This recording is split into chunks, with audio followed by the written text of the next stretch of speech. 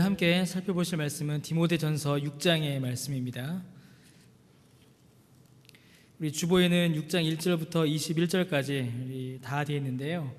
6장은 좀 몇 번 나누어서 좀 살펴보도록 하겠습니다. 오늘은 6장 1절과 2절만 우리가 함께 살펴보도록 하겠습니다. 디모데전서 6장 1절과 2절 우리 함께 살펴보겠습니다. 디모데전서 6장 1절과 2절 우리 한 목소리로 함께 읽겠습니다. 시작. 무릇 멍에 아래에 있는 종들은 자기 상전들을 범사에 마땅히 공경할 자로 알지니 이는 하나님의 이름과 교훈으로 비방을 받지 않게 하려 함이라. 믿는 상전이 있는 자들은 그 상전을 형제라고 가볍게 여기지 말고 더 잘 섬기게 하라. 이는 유익을 받는 자들이 믿는 자요 사랑을 받는 자임이라. 너는 이것들을 가르치고 권하라. 아멘. 6장 1절과 2절의 말씀만 우리가 함께 읽었습니다. 교회를 향한 바울의 권면은 매우 실제적입니다. 근데 그 교훈의 내용은 단순히 교회 안에만 머무는 것이 아니라 교회 밖의 모든 삶의 영역에까지도 미칩니다. 오늘 1절과 2절이 그렇죠. 교회 안에서의 생활만이 아니라 교회 밖에서의 생활, 직장 생활에 관한 말씀입니다. 이건 당연한 이치이죠. 왜냐하면 신자가 교회 안에서만 사는 것이 아니요 교회 밖에서도 살아가기 때문입니다. 하나님께서 교회만 다스리시는 것이 아니라 교회 밖 모든 세상을 다스리시기 때문에 이는 당연한 말씀입니다. 오히려 주일보다는 평일에 교회 안보다는 교회 밖에서 하나님의 통치가 더 많이 나타나고 있다는 것을 우리는 꼭 기억해야 합니다. 마찬가지로 신자가 믿음의 원리로 살아가야 하는 삶, 하나님의 말씀에 순종하여 살아가는 삶, 신자답게 사는 삶은 교회 안과 주일이 아니라 오히려 교회 밖과 평일에 더 많이 있어야 합니다. 교회는 여러분 일주일에 며칠 계십니까? 일주일에 하루 계시잖아요. 그리고 하루도 24시간이 다 아니잖아요. 절반 정도가 오래 있으면 그 정도 살아갑니다. 그럼 일주일에 14분의 1 정도를 보내는 거예요. 그 나머지 14분의 13은 우리가 다 세상에서 보냅니다. 그러면 우리가 그리스도인이다, 우리가 신자다라는 것은 교회 안이 아니라 오히려 교회 밖에서, 주일이 아니라 오히려 평일에 더 드러나야 하고 또 실제로 드러납니다. 오늘 본문은 그러한 신자의 삶을 가르쳐주는, 어떻게 살아야 하는가에 대한 실제적인 교훈들을 우리에게 보여줍니다. 먼저 바울은 이제 1절에서 그리스도인들의 사회생활에 대하여 설명을 하죠. 바울은 그리스도인들을 향하여서 믿지 않는 상전들을 범사에 마땅히 공경하라 라고 이렇게 이야기합니다.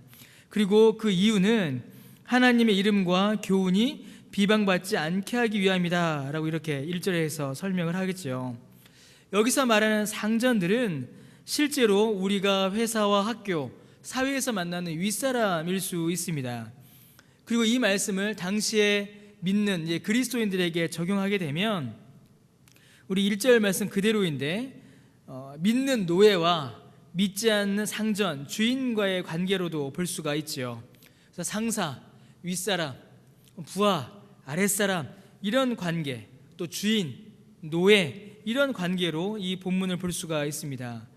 그런데 여기서 말하는 상전, 종의 관계는 단순히 정말로 주인과 노예, 상전과 아랫사람 이것만을 말하지는 않습니다. 이는 좀 더 넓은 의미에서의 사회생활 전체를 말한다라고 할 수가 있습니다.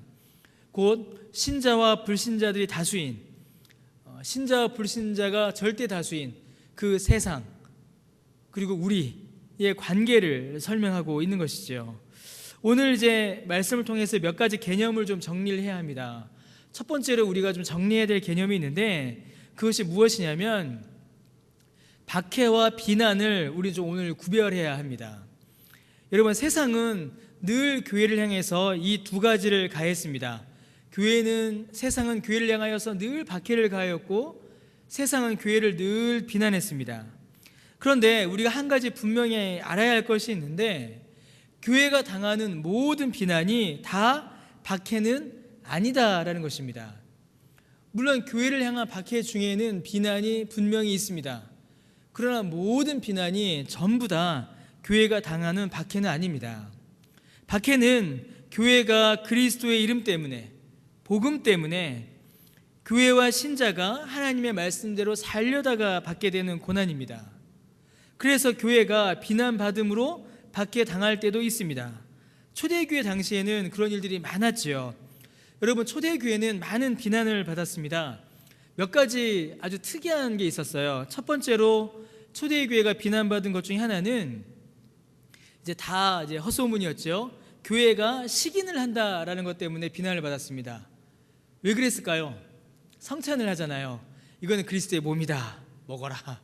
이건 그리스도의 피다, 마셔라. 그러니까 모르는 사람들은 전부 다 식인으로 보는 겁니다. 또 하나, 다른 하나는 저 예수 믿는 사람들은 다 근친상간한다라는 비난을 받았습니다. 왜 그랬어요? 남편도 아내도 전부 다 교회 오면 형제, 자매라고 부르기 때문입니다. 그러니까 그 당시 사람들의 관점으로는 이해할 수 없었죠. 마지막 하나가 아주 특이한 게 하나 있었습니다. 초대교회가 로마로부터 비난받았던 아주 특이한 이유 중에 하나는 그리스도인들이 극장 구경을 하지 않는다라는 이유 때문에 굉장히 많은 비난과 박해를 받았습니다. 이거 참 이상하죠. 우리는 얼마나 영화를 많이 봅니까? 근데 이 당시에는 극장 구경 안 한다, 이것 때문에 비난과 박해를 받았습니다. 왜냐하면 그 당시의 극장은 오늘과 다르기 때문이죠. 여러분, 혹시 글래디에이터라는 영화 보셨습니까? 보셨죠? 예, 보셨을 거라 생각합니다. 글래디에이터 보면 뭐 하죠? 다 검투사입니다. 그래서 다 죽이죠. 그러니까 그 당시의 극장은 아주 잔인한 사륙이 아주 넘쳐나던 곳이었습니다. 노예도 죽이고 사람도 죽이고 짐승도 죽이고, 그 다음에 아주 음란한 공연들이 펼쳐지는 곳이었죠. 그리고 거기에 더하여서 우상을 향한 제의, 우상을 향한 제사가 펼쳐지던 곳이 바로 이 극장이었습니다. 그러니까 로마의 극장은 운동 경기, 연극, 공연, 종교적 제의, 이 모든 것들이 펼쳐지던 곳이 바로 이 극장이었어요. 로마 사람들은 이 극장을 그렇게 좋아했습니다. 재밌어 하고요. 왜요? 한번 가면 모든 것을 그냥 원스톱에 다 할 수 있기 때문이죠. 재밌는 것도 보고 스트레스도 풀고 종교적인 행위도 하고, 그래서 이 극장을 좋아했습니다. 그런데 그리스도인들은 이를 거부할 수밖에 없었죠.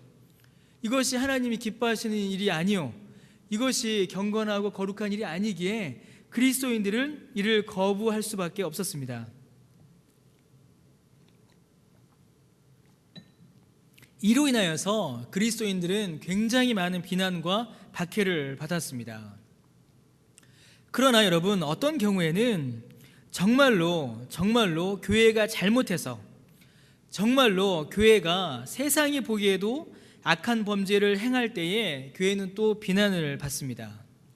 이때의 비난은 박해가 아니라 정말 비난입니다. 초대교회 성도들이 복음을 지키기 위하여 비난을 받았다면 오늘날 많은 교회와 그리스도인들이 받는 비난은 사실 박해가 아니라 진짜 비난입니다. 진짜로 잘못하기 때문이에요. 요즘은 전도가 잘 안 된다라고 합니다. 그리고 교회 개척도 많이 어렵다라고 합니다. 실제로 교회 개척 참 어렵습니다. 왜냐하면 세상이 교회를 향하여 아주 부정적이기 때문입니다. 왜 이렇게 부정적인가? 세상이 교회를 향하여 기대하는 모습과 지금 교회의 모습이 너무나 다르기 때문입니다. 여러분, 세상이 교회를 향하여 가지는 기대는 사실 별게 아닙니다. 세상은 그리스도인들을 향하여서, 교회를 향해서 뭘 기대하냐면 우리에게 좀 본보기가 돼달라, 이거밖에 없습니다. 본을 보여달라. 높은 도덕성, 그리고 그것으로 인한 선한 영향력, 이것을 세상은 교회에게 기대합니다. 실제로 한국교회 초기 역사를 기록한 이렇게 문서들이 쭉 있습니다. 그 중에 어떤 신문이 있어요. 그 어떤 아주 오래된 신문을 보게 되면 여러분도 아시는 분이 있으실 겁니다.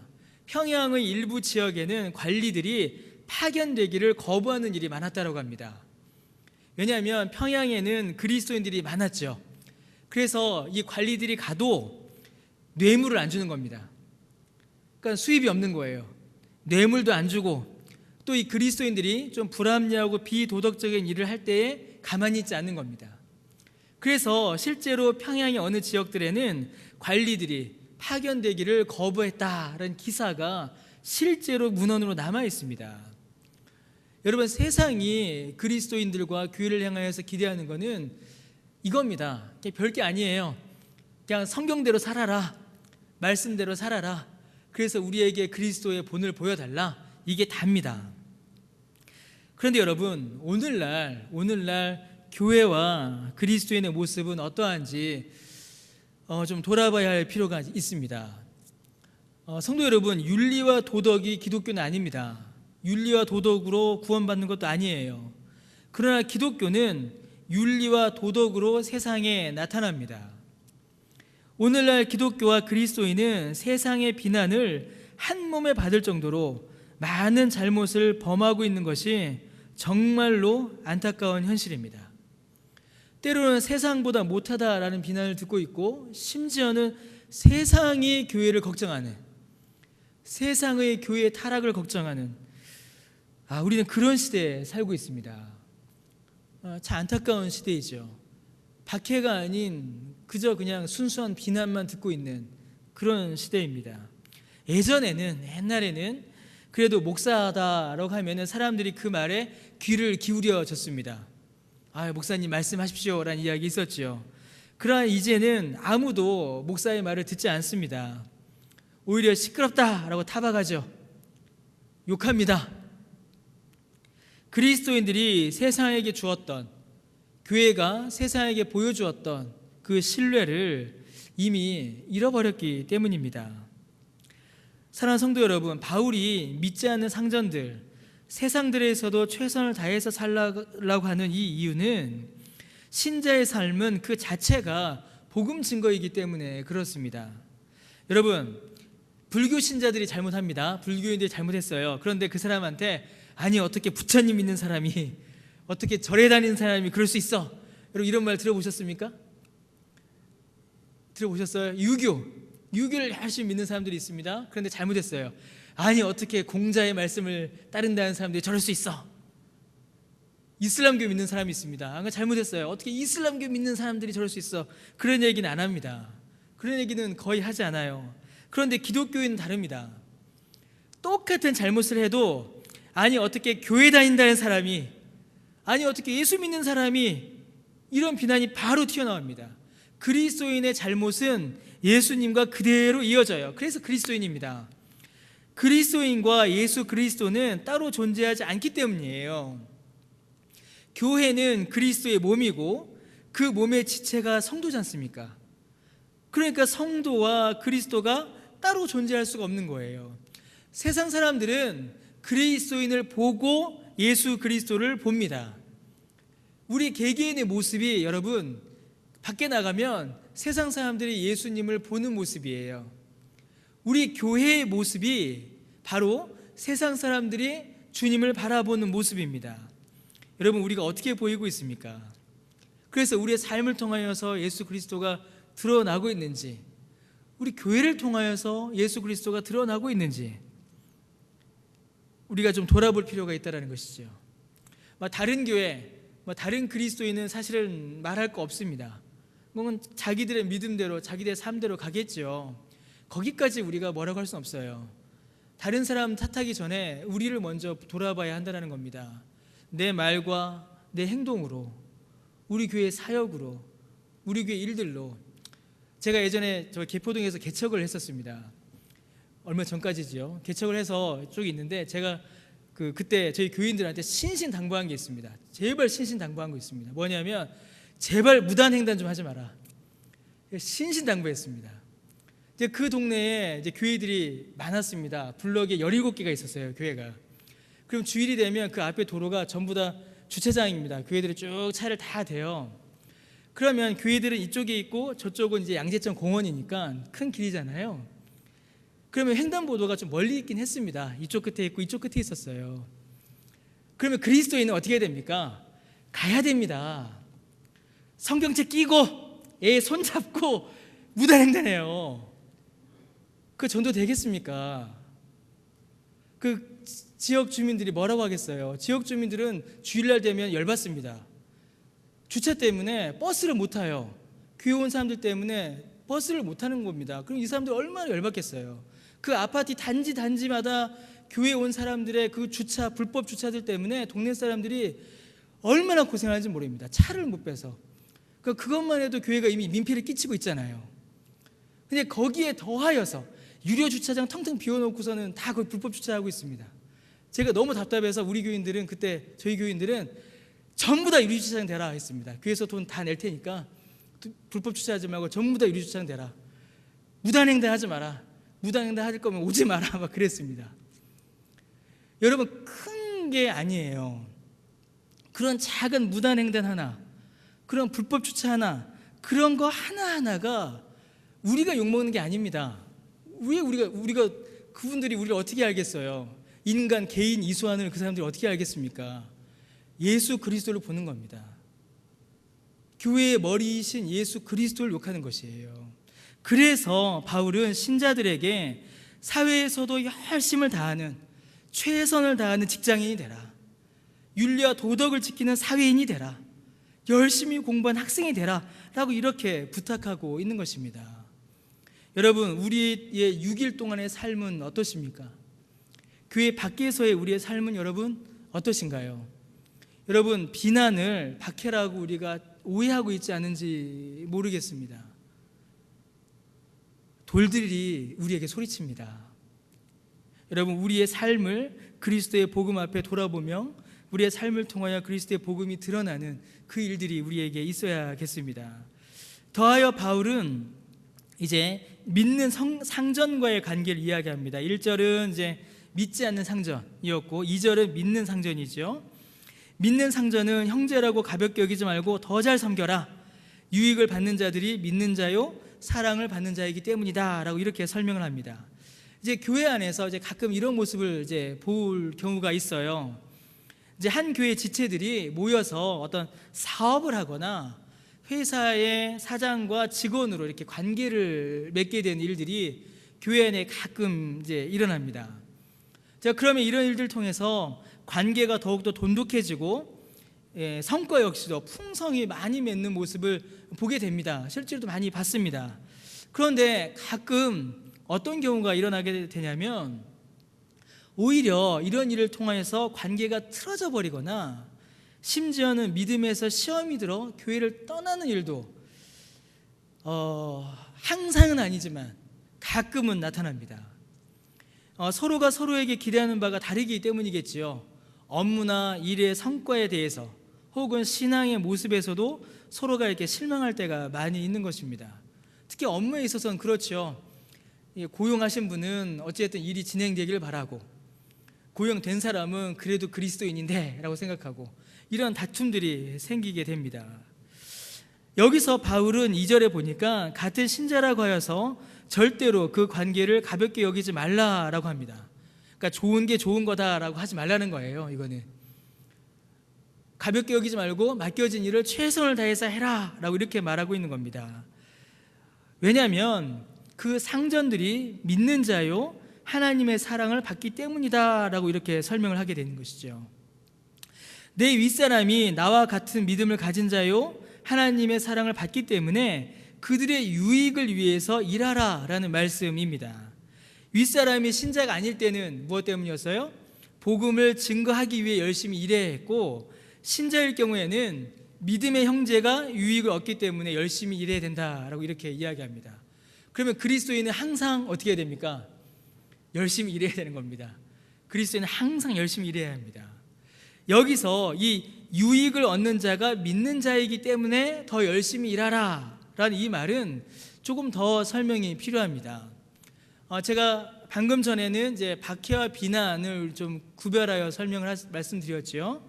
근데 우리가 오늘 좀 두 번째로 개념을 정리해야 될 것이 있는데 그것이 무엇이냐면 은사와 재능입니다. 죄송합니다. 우리 은사와 재능을 좀 잘 구별하여 이해할 필요가 있습니다. 우리는 보통 은사와 재능을 이제 함께 사용하죠. 재능을 은사다라고 이야기할 때가 있고 은사가 곧 재능이다라고 이렇게 생각하기도 합니다.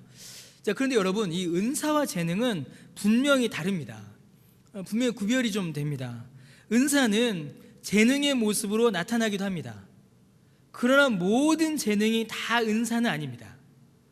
은사와 재능이 겉으로 드러날 때는 어떤 뛰어난 자질로 나타나기도 하지만 그 목적과 유익과 결과는 분명히 다릅니다. 여러분, 은사와 재능을 생각하실 때 어떻게 생각하셔야 되냐면, 은사는 교회적인 것입니다. 은사는 교회적, 공동체적인 것이고, 재능은 개인적인 것입니다. 그래서 재능이 은사가 될 때가 있어요. 그러나 그 성격은 분명히 다릅니다.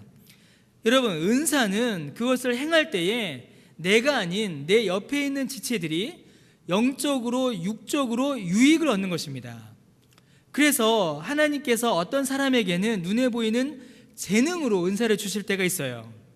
그런데 어떤 사람에게는 재능이 아닌 것으로 은사를 주실 때도 있습니다. 은사 중에 가장 큰 은사가 뭐죠? 사랑이죠. 사랑은 재주가 아닙니다. 사랑은 재능이 아니에요. 그런데 가장 큰 은사입니다. 왜 그렇습니까? 사랑이 있을 때에 비로소 내 주위 사람들이, 교회가 유익을 얻기 때문입니다. 기도, 봉사, 헌신의 마음, 혹은 어떤 사람은 물질로 하나님께서 그 은사를 주시기도 합니다.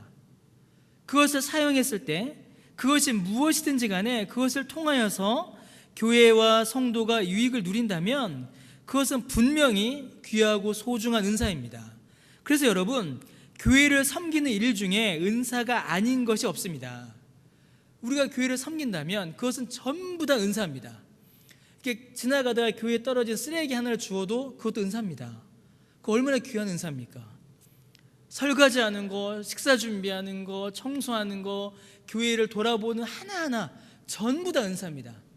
그것이 재능으로 드러나 보일 때가 있고 드러나 보이지 않을 때가 있을 뿐이지, 교회를 섬기는 모든 일들은 전부 다 은사요, 하나님께서 특별하게 주신 귀한 선물입니다.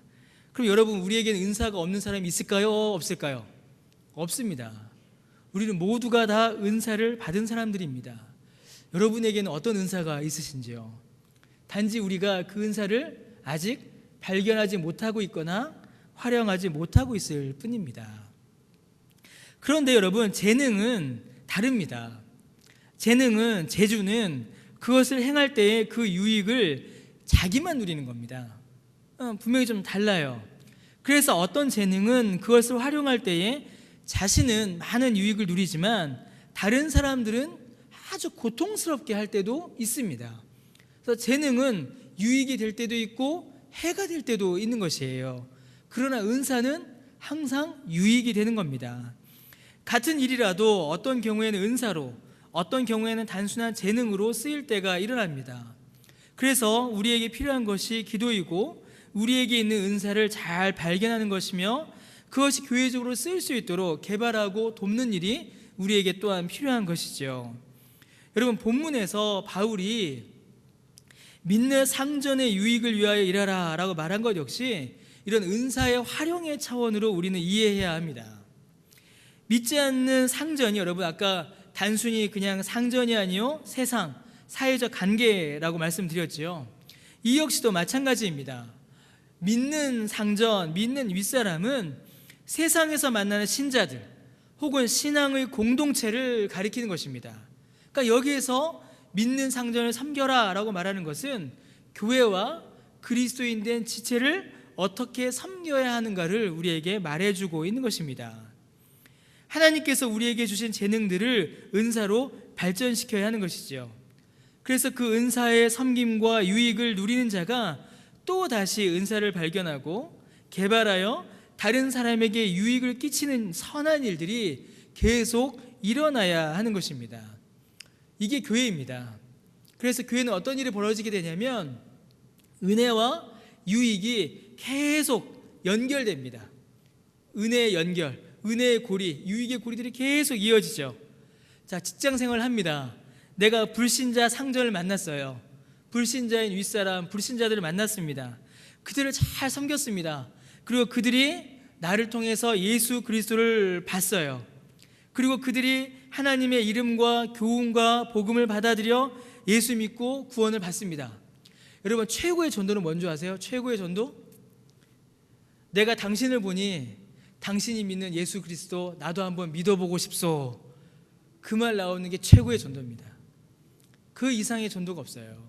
그러니까 정말 그거는 최고의 전도요, 가장 아름다운 전도입니다. 여러분, 우리가 불신자들을 잘 섬기면, 불신의 상전을 잘 섬기면, 불신자들이 가득한 직장에서 성실히 일하면 그들이 나를 통해 예수 그리스도를 보게 되는 겁니다.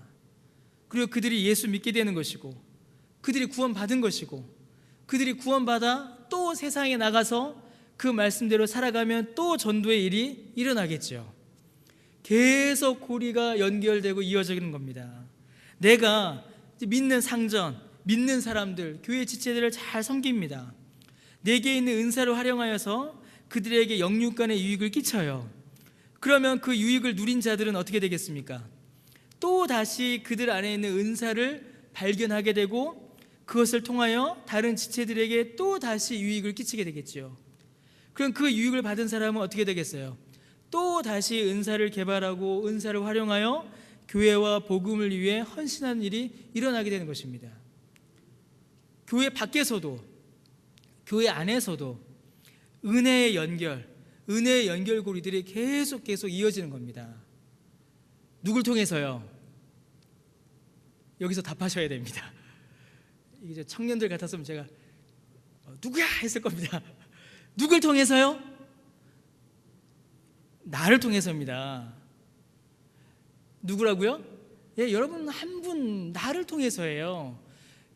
그러라고 하나님께서 우리를 세상으로 보내시고, 그러라고 하나님께서 우리를 통해 교회를 이루시는 겁니다. 성도 여러분, 나부터 시작하는 겁니다. 나부터 시작하는 것이에요. 내가 있는 직장에서, 내가 공부하는 학교에서, 가정에서, 내가 만난 사람들, 시장, 거기에서부터 시작하는 겁니다. 교회에서부터 시작하는 거예요. 내 옆에 있는 성도, 내 옆에 있는 지체, 내 옆에 있는 믿음의 형제들, 그들을 위해서 시작하는 겁니다. 세상을 잘 섬겨 복음을 증거하는 일도, 믿음의 지체들을 잘 섬겨 교회와 하나님의 나라를 유익하게 하는 일도 그 시작점은 나입니다. 나에게서부터 시작되는 거예요. 하나님께서 우리를 그 일에 부르신 겁니다. 그러니까 여러분 한 개인이, 개인 한 명 한 명이 얼마나 귀하고 소중한 존재인지 모릅니다. 그 개인 한 명 한 명이 모여서 비로소 교회가 이루어지는 것이죠. 막 폭발적으로 뭐가 늘지 않아도 괜찮습니다.